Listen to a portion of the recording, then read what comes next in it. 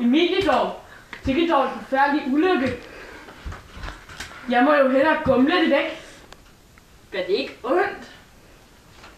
Det giver dig bare et stød.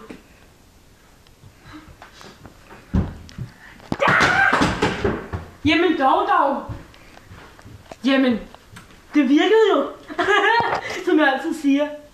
En patient, der er bange for gumleri, er ikke rigtig syg. Hvor er det bare komisk. 1.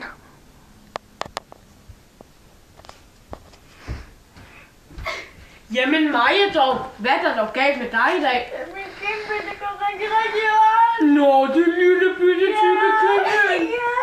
Nå, det kører godt syg. Ja. Skal jeg ikke behandle det for dig? Jeg skriver lige en diagnose. N plus 30 plus 41, alt i lige nødvendigt.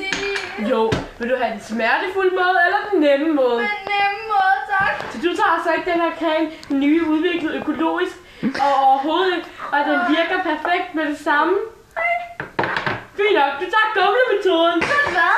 Ja, så der. Sådan gør man i en ruftag. Se, har du ikke allerede meget bedre? Jo. Det er godt. Det er hjælp! Ja! Du er fantastisk. Jeg er bare sådan en fantastisk doktor.